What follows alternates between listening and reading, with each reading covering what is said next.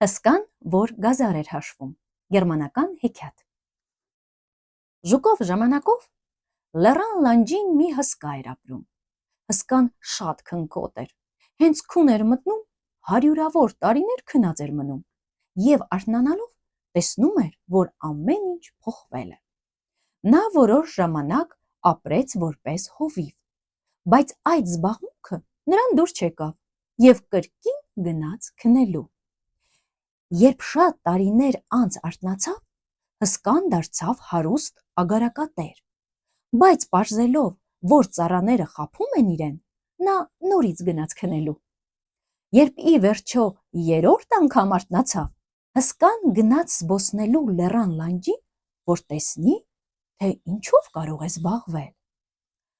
Այսպես նա հասավ մի ջրավազանի, որտեղ մի ջրվեժ կար, որ թափվում էր ժայռերի վրա։ Այնտեղ նա մի խումբ աղջիկների տեսավ, ովքեր ուրախ ծիծաղելով ոտքերը թռչում էին ավազանում։ Հսկան թաքնվեց ու դիտեց։ Աղջիկներից ամենահամեստը ամենագեղեցիկն էր։ Նրա անունը Էլիզաբեթ էր։ Մի քանի օրից նա պետք է ամուսնանար դքսի հետ։ Էլիզաբեթը ընկերուհիների հետ խոսում էր սպասվող խնջույքի մասին, և հսկան այդ ողջ ընթացքում նայում էր նրանց։ Երբ աղջիկները հեռացան, հսկան շատ տխրեց։ Նա սկսեց իրեն միայնակ զգալ ու որոշեց, ինչ գնով էլ ուզում է լինի, շահել Էլիզաբեթի սիրտը։ Ուստի նա ջրավազանի հատակը ծածկեց ճերմակ մարմարով, որպեսզի այն փայլեր պարզ ջրի մեջ։ Հետո հսկան ավազանը եզերեց արծաթով, ավազանի մեջ ոսկե ձկներ լցրեց, ափերը պատեց դալար խոտով, անուշաբույր մանուշակներով, անմոռուկներով և մուգ կապույտ հակինթներով։ Այնուհետև հսկան թաքնվեց ու սպասեց աղջիկներին։ Երբ աղջիկները եկան և տեսան այս հրաշքը, շատ զարմացան, բայց Էլիզաբեթը մտազբաղ էր թվում։ Նա գիտեր, որ այստեղ հաստատ ինչ-որ հզոր կախարդանք կա։ Նա մոտեցավ և ուշադիր նայեց արծաթափայլ ավազանի մեջ, որը լի էր ոսկե ձկնիկներով։ Այդ պահին նա մի ձայն լսեց, որը շշնջում էր. «Մոտ արի»։ Հետո ջրի ճոխփյուն լսվեց։ Էլիզաբեթի ընկերուհիները վախեցած նայեցին ջրավազանին։ Էլիզաբեթը ընկել էր ջուրը։ Նրանք վազեցին օգնելու Էլիզաբեթին, բայց արդեն ուշ էր։ Էլիզաբեթը անհետացել էր։ Նրանք զննեցին ավազանի արծաթափայլ խորքերը, բայց Էլիզաբեթը չկար ու չկար։ Աղջիկները տուն շտապեցին և ամեն ինչ պատմեցին երիտասարդ դքսին։ Դուքսը առանց ժամանակ կորցնելու եկավ ջրավազանի մոտ։ Հսկայի ստեղծած ողջ հրաշքը անհետացել էր։ Չկար մարմարը, չկար արծաթը, չկային ոսկե ձկները, չկար ոչ մի ծաղիկ։ Մնացել էին միայն ավազանի սև քարերն ու ջուրը։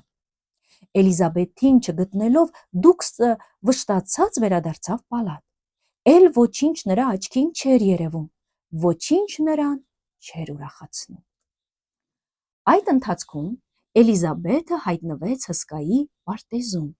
Նա աղաչեց Էլիզաբեթին մնալ իր հետ և դառնալ իր թագուհին, բայց Էլիզաբեթն ասաց, որ ինքը դքսին է սիրում և երբեք նրան չի դավաճանի։ Հսկան հույս ուներ, որ Էլիզաբեթը կմոռանա դքսին, բայց աղջիկը ժամանակի հետ ավելի էր կարոտում իր փեսացուին և կարոտից մաշվում ու գունատվում էր։ Հսկան սկսեց մտածել, թե ինչպես ուրախացնի Էլիզաբեթին։ Հանկարծ հիշեց, որ ինքը մի կախարդական փայտիկ ունի, որը ինչի որ դիպչում է, մի ինչ-որ կենդանի է դարձնում։ Նա փայտիկը տվեց Էլիզաբեթին։ Մի քանի ժամով Էլիզաբեթի տրամադրությունը բարձրացավ, երբ մեկը մյուսի հետևից հայտնվեցին մի փիսիկ, շնիկ և դեղձանիկ, բայց շուտով նա կրկին տխրեց։ Հսկան հրաշալի գազարներ էր աճեցնում և շատ էր հպարտանում դրանցով։ Նա ընթրիքի համար հողից մի քանի գազար հանեց։ Էլիզաբեթը շատ հավանեց գազարները։ Նա ասաց, որ դրանք կյանքում իր փորձած ամենահամեղ գազարներն էին։ Հաջորդ օրը հսկան Էլիզաբեթին տարավ դաշտ, որտեղ աճում էին այդ գազարները։ Էլիզաբեթը հարցրեց հսկային, թե քանի գազար կար այնտեղ, բայց հսկան չգիտեր։ Էլիզաբեթը խնդրեց հսկային հաշվել գոնե մեկ շարքի գազարները։ Հենց որ հսկան սկսեց հաշվել, Էլիզաբեթը հանեց կախարդական փայտիկն ու գետնին ընկած մի սև քարի կպցրեց։ Քարը դարձավ մեծ սմբակներով մի սև նժույգ։ Էլիզաբեթը նստեց նժույգն ու փախավ։ Նա վերադարձավ դքսի մոտ,